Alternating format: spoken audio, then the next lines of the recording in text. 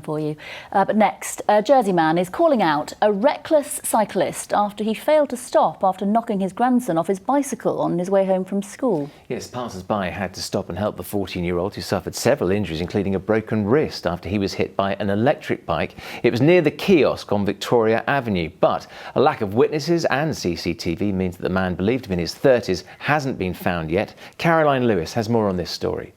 He was coming along on the cycle track here, and as he approached this point, he was wiped out by another cyclist who was overtaking him. He stopped, he blamed our grandson for the accident, said he was in a hurry and went on his way. The collision badly damaged the 14-year-old's bike, and he was left with a broken wrist, a badly swollen knee and cuts and grazes. I think that's disgusting. You know, to leave somebody like that who's been knocked off their bike, who's injured, with a bike that's you can't do anything with, just to leave him there to sort himself out. I think that's terrible, for an adult to behave in that way. But are cyclists required to stop if there's an accident on a cycle path?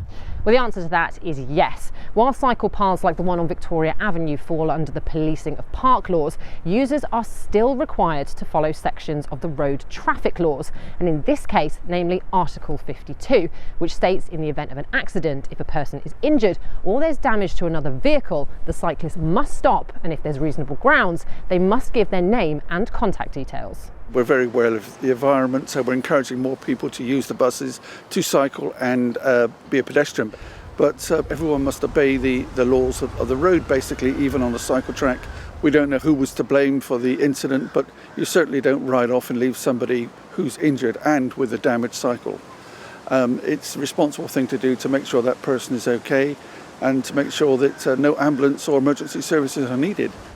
But the crash has thrown up questions about that particular part of the cycle track.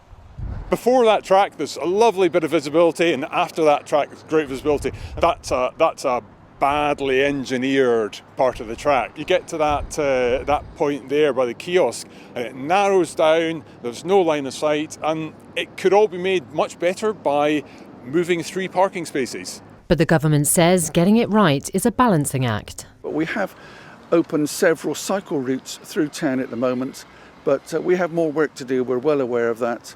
But everything we do is a retrofit, because we have to remove parking spaces in town, which is equally as unpopular, to fit in cycle routes. The family are urging the man to come forward, but it's a reminder, while more of us are getting on our bikes, make sure you know the law and make greener travel safe for all. Caroline Lewis, ITV News. Well, thanks for